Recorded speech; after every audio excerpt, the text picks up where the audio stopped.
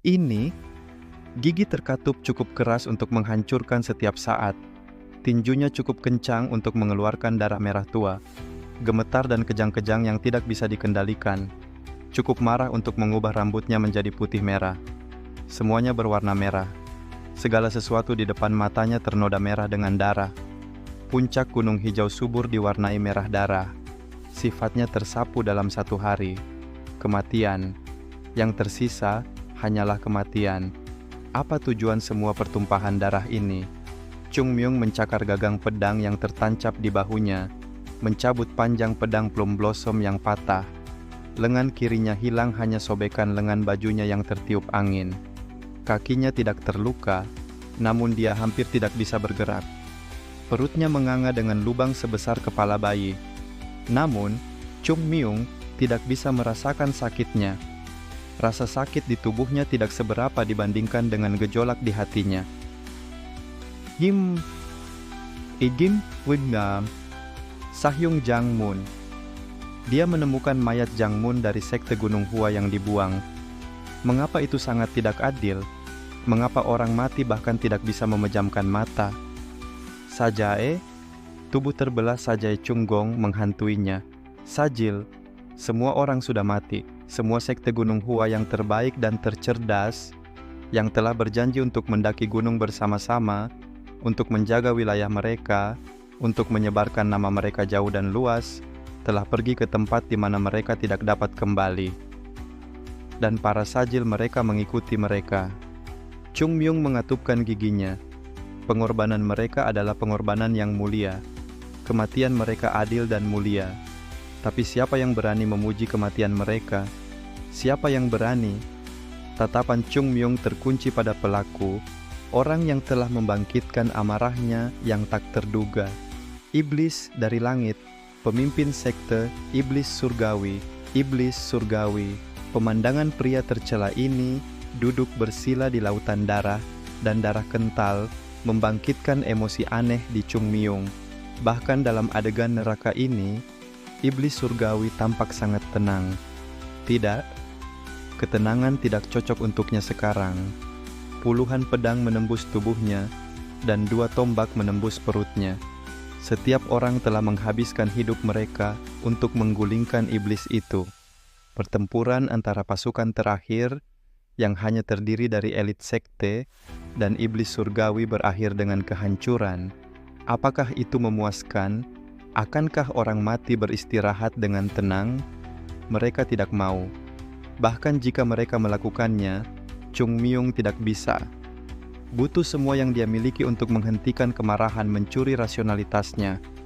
Mata kosong dan pucat iblis surgawi terbuka untuk menatap ke langit biru. Lesetiai Kui Tiwa, sekte Gunung Hua. 3 kata keluar dari bibirnya. Kata-kata abadi yang tertulis di hati Chung Myung sekarang muncul dari mulut iblis itu.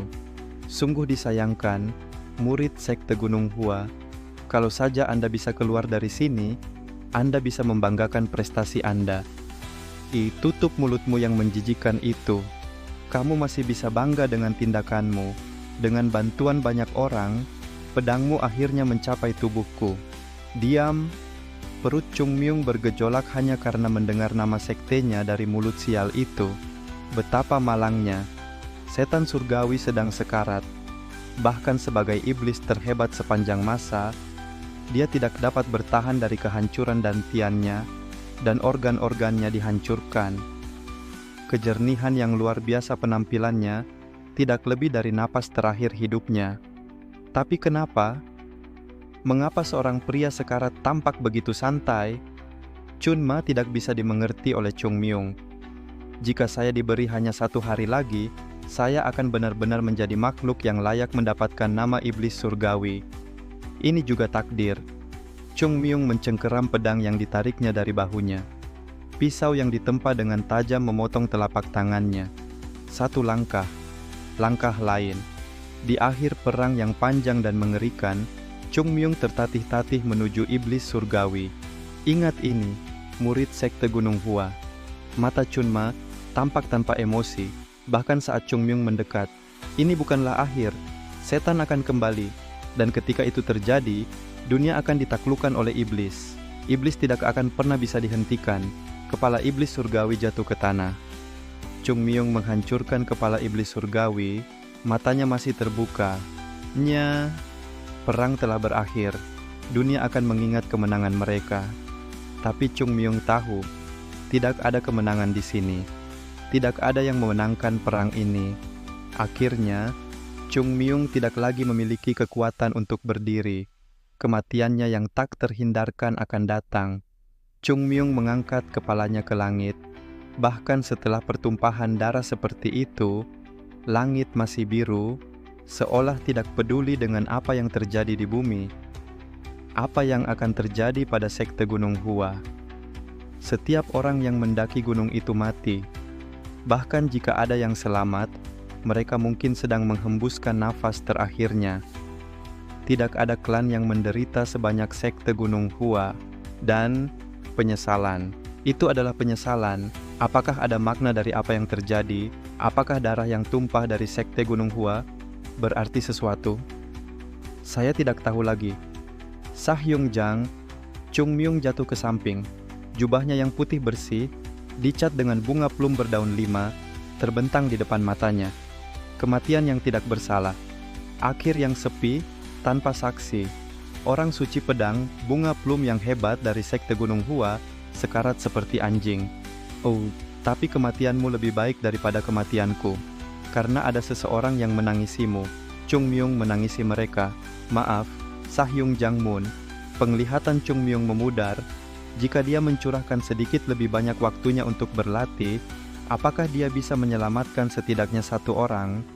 Jika dia mendengarkan gurunya dan omelan mereka, jika dia benar-benar mendapatkan pedang Gunung Hua dan bukannya pedang bunga plum, tidak ada penyesalan. Tapi itu semua adalah penyesalan. Yang tersisa hanyalah penyesalan dan kekhawatiran untuk sekte. Bunga plum dimaksudkan untuk jatuh, dan setelah musim dingin, datang musim semi.